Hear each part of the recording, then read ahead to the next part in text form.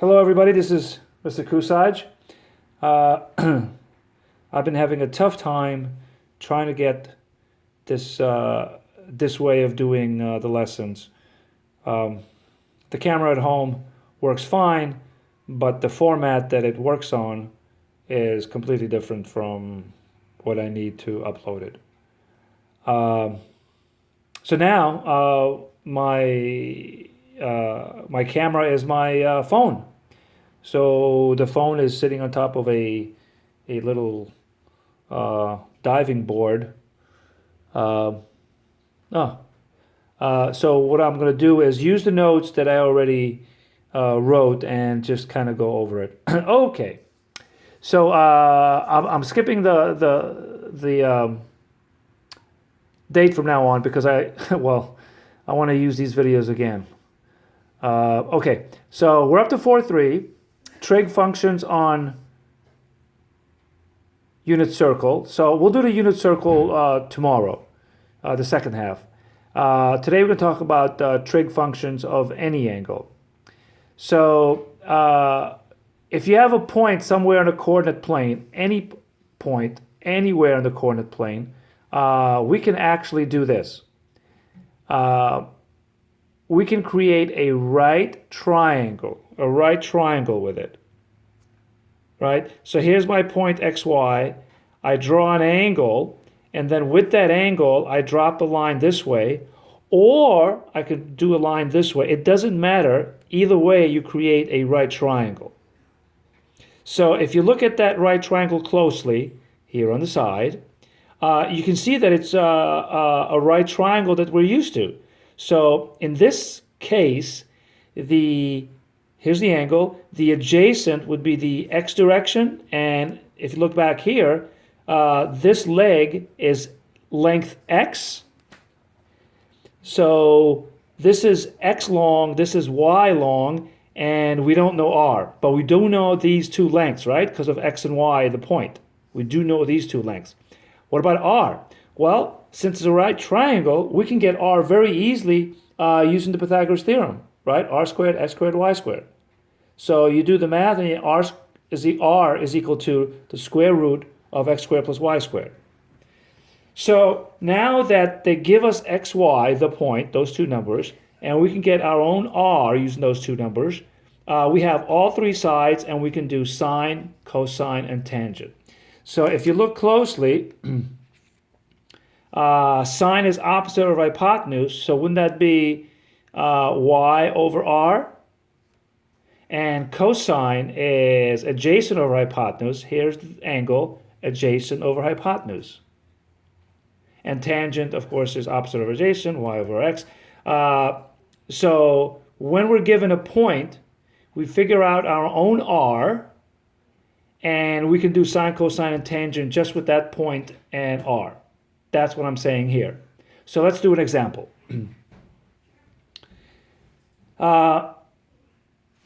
Suppose you have an angle where the terminal side, the arrow, right, goes to 8, negative 6. That's our point.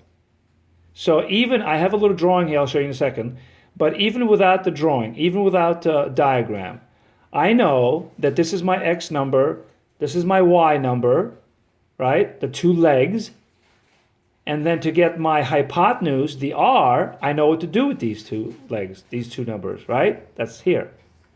But I did a quick sketch.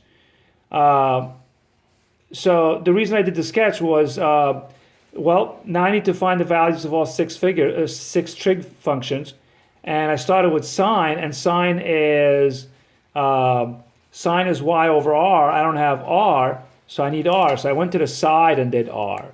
So just to help myself, I did a quick diagram. So here's 8, negative 6. So it's 8 across, 6 down. So the legs are 8 and 6. So I do r really quick. 8 squared, negative 6 squared comes out to 64 and 36. So r is equal to square root of 100, which is 10. R equals 10. I found my r, and it is 10, right? So x, y, r. Now I can do the three main trig functions. So the sine comes out to negative 6 over 10, which is negative 3/5 reduced. Cosine comes out to 8 over 10, which is 4/5 reduced. Tangent comes out to negative 6 over 8, which is negative 3/4 reduced. And then the reciprocals are just that. These answers, these values, flipped over, right? But you got to know what's the reciprocal of sine. It's the cosecant. That's CSC. CSC. Yeah, I didn't bring any whiteout home from school. So the cosecant is the reciprocal of this, so it naturally would be negative 5 over 3. The secant is the reciprocal of this, so it's 5 over 4, etc. Cotangent is negative 4 over 3. By the way, it doesn't matter where you put the negative, right? It's negative 3 over 4. The negative can go with the 3 or the 4. It doesn't matter. As long as it's only one negative, it doesn't matter where you put it. Okay, so I did it. They gave me a point, right? I found my r, and I used the point, the x, y, and the r, and found all 6 functions. Okay. Now, another thing I wanted to talk about, yes, that's another big mistake I made. Again, no whiteout. In the other class, we did quadratic equations today, so I had quadratic on my mind, and I wrote quadratic angles.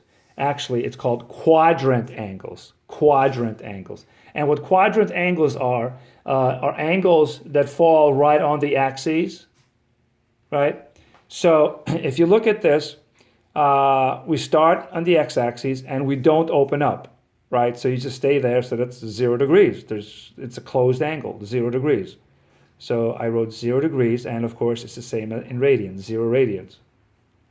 Okay? And if you make an angle that opens up to this axis, then wouldn't that be 90? Right? So that's 90 or pi over 2 radians. So this is another quadrant angle. The other quadrant angle looks like this, and that would be 180, right? 180 or pi radians. And then the fourth one, right? The fourth one looks like this. Opens up all the way to here. That's on the axis, and that's 270 or 3 over 2 pi. Now, you can pick any number you want, right? So if you're going out this way, you can go to 2, 3, 4, 2.5, 3.5. It doesn't matter. Just pick a number, and it'll work out. What I'm about to say and do will work out exactly the same. But the easiest number to pick is 1, so I went with 1. Okay? But it works with any number. So first of all, we have xy on all of them. And you have to notice that the radius would always have to be 1. Let's think about it really quick without writing it down. So x squared, y squared, and then the square root of the answer. So 1 squared is 1, 0 squared is 0, 1 plus 0 is 1, square root of 1 is 1. And it works for all of them. Let's do this one. Negative 1 squared is 1, 0 squared is 0, 1 plus 0 is 1, square root of 1 is 1. So the radius always comes out to 1. So I have x, y, and r, which is always 1. So if I ask you sine, cosine, tangent, secant, cosecant, cotangent, of any one of the quadrant angles, you could do it very easily, right? So say I ask you for sine of 180. That would be this one, right?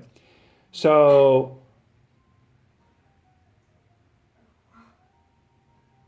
y over r is a sine, and if we go to our point here, 0 over negative 1, actually, I forgot the negative here, but it doesn't change the answer, right? So it's 0 over negative 1, which is 0. So sine of 180 is 0.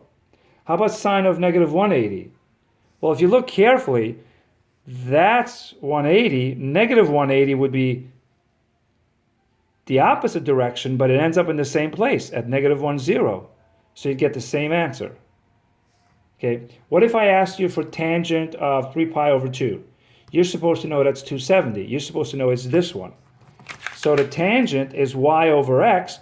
So it's this number over this number. Negative 1 over 0, right? Negative 1 over 0. And you know that any number over 0 is undefined. That's right. Tangent of 3 pi over 2 is undefined. What about cosine of 4 pi? Wait a minute. We don't have 4 pi here. Well, you're supposed to know where 4 pi is. If we start here and go around once, that's 2 pi. And go around a second time, that's 4 pi. So 0, 0, 2 pi, and 4 pi are actually the same thing. They're in the same place. Coterminal. So they're going to have the same answer. So going back down here, I could say cosine of 4 pi is the same as cosine of 2 pi, which is the same as cosine of 0. Right? So x over r is 1, x is 1, so 1 over 1. So the cosine of 4 pi is 1. Okay? So what we did tonight is the quadrant angles. And by the way, before I finish off, I said you can use any numbers, right? And you can. For example, if you used, pick a number. If you used 5, right? If you used 5, wouldn't r still be 1? Well, it'd be 5, but when you come down here, it'll be the same answer. So look at this one. So if it was 5, then this would be 5, 0. And the radius would be 5, right? So instead of 1 over 1, you'd get x is 5 and radius is 5, 5 over 5, which still comes out to 1. So my point is, whatever number you use, it's going to match the r, and you're always going to get these answers. And the answers are always going to be 0 or 1 or negative 1, 0, 1 or negative 1, or maybe undefined, right? You're always going to work with zeros and ones. You're always going to work with zeros and ones when you're working with quadrant angles. What are quadrant angles? 0, 90, 180, 270, and back to 360, right? Those are the quadrant angles. That's one thing we did. And the other thing we did was, if we put a point anywhere on the coordinate plane, we create an angle, and then we can find the sine, cosine, and tangent of that angle just with the point that we have. Why? Because we use the xy as legs, and we figure out the hypotenuse, the r, like this. And we have all three sides, and we can figure out any of the trig functions. So let me leave you with one try problem.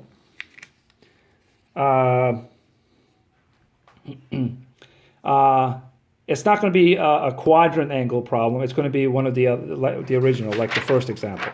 Look at the first example. So here we did it with 8, negative 6. And here we're doing find all 6 trig functions for 4, 3. So our point here is 4, 3. Our xy is 4, 3. So do it exactly like the first example. Okay, so a quick shot of this in case you want to. How do I do this? Like that? Okay, yeah. In case you want to, what is it called? In case you want to, hey, take a picture of the, screenshot. In case you want to screenshot it. Okay, that's the first page, and this would be the second page if you want to screenshot it right there. And if you have it as a picture, you can always refer to it in class. Okay, 14 minutes. That's about 7 minutes better than I did it the first time. So you didn't see me write it as I speak, but at least you saved 7 minutes. Okay, see you tomorrow. Sorry for posting it so late. Bye.